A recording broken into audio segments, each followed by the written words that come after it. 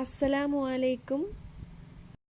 ഇന്നു ഞാൻ ഉണ്ടാക്കുന്നത് ഒരു നോർത്ത് ഇന്ത്യൻ സ്വീറ്റായ ഷായ് തുക്ഡയാണ്. ഇത് സാധാരണ ഉണ്ടാക്കുന്നതിൽ നിന്നും വ്യത്യസ്തമായിട്ടാണ് ഞാനിവിടെ ഉണ്ടാക്കുന്നത്. ഇതൊരു പുഡിംഗ് പോലെയാണ് ഞാനിവിടെ സെർവ് ചെയ്യുന്നത്. അപ്പോൾ ഇതെങ്ങനെയാണ് ഉണ്ടാക്കുന്നതെന്ന് നോക്കാം.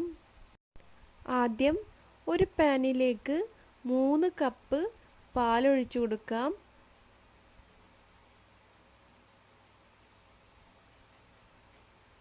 ഇനി ഇതിലേക്ക് 2 ടേബിൾ സ്പൂൺ പാൽപ്പൊടി ചേർത്ത് കൊടുക്കാം.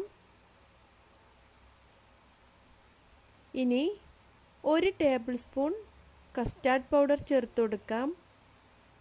ഇനി ഇത് നന്നായി ഒന്ന് യോജിപ്പിച്ചെടുക്കാം. ഇനി ഈ പാൻ ഗ്യാസ് സ്റ്റൗവിൽ വെച്ച് ഈ പാലൊന്ന് തിളപ്പിച്ചെടുക്കണം. ഈ പാലൊന്ന് ചൂടായി വരുമ്പോൾ ഇതിലേക്ക് 3 ടേബിൾ സ്പൂൺ പഞ്ചസാര ചേർത്ത് കൊടുക്കാം.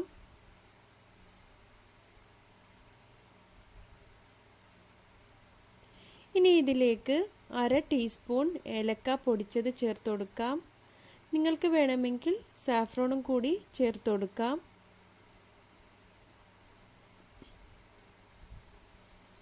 ഈ പാലൊന്ന് തിളച്ചു വരുമ്പോൾ ഇതിലേക്ക് 1/2 കപ്പ് ബ്രെഡ് പൊടിച്ചത് ചേർത്ത് കൊടുക്കാം. നല്ലൊരു തിക്നെസ് കിട്ടാൻ ഇത് സഹായിക്കും. സാധാരണ ഷായ് തുക്ഡയ്ക്ക് പാലിൻ്റെ മിക്സ് തയ്യാറാക്കുന്നത് പാല് നന്നായി കുറുക്കിയെടുത്താണ്. ഇതിവിടെ ഈ രീതിയിൽ ഉണ്ടാക്കുമ്പോൾ വളരെ പെട്ടെന്ന് തന്നെ ഈ പാലിൻ്റെ മിക്സ് നമുക്ക് തയ്യാറാക്കിയെടുക്കാം. ഇനി ഇതിലേക്ക് 1 ടീസ്പൂൺ നെയ്യ് ചേർത്ത് കൊടുക്കാം. ഇതൊരു 5 മിനിറ്റ് കൂടി നന്നായി ഒന്ന് തിളപ്പിച്ചെടുക്കാം.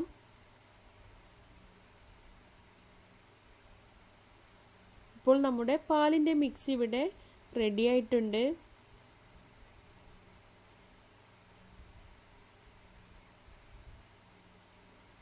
ഇനി ഇതിനു വേണ്ട ഷുഗർ സിറപ്പ് ഉണ്ടാക്കിയെടുക്കാം. അതിനായി ഒരു പാനിലേക്ക് 1/2 കപ്പ് പഞ്ചസാരയും 1/2 കപ്പ് വെള്ളവും ചേർത്ത് നന്നായി ഒന്ന് തിളപ്പിച്ചെടുക്കാം.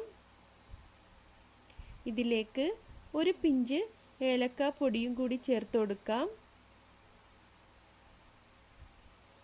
ഇപ്പോൾ ഷുഗർ സിറപ്പ് ഇവിടെ റെഡി ആയിട്ടുണ്ട്. ഇനി ഈ ബ്രെഡ് നമുക്ക് ഫ്രൈ ചെയ്തെടുക്കാം. അതിനായി ഒരു പാനിലേക്ക് ആവശ്യത്തിന് നെയ്യ് ഒഴിച്ചു കൊടുക്കാം.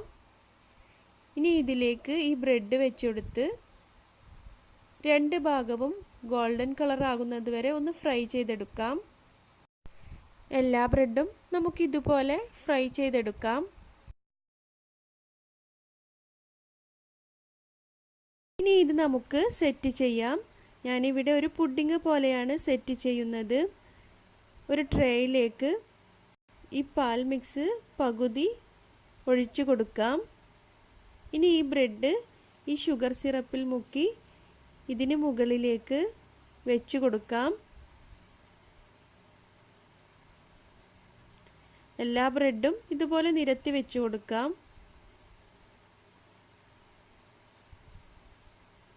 ഇനി ഇതിന് മുകളിലേക്ക് ബാക്കിയുള്ള പാലിൻ്റെ മിക്സും കൂടി ഒഴിച്ചു കൊടുക്കാം.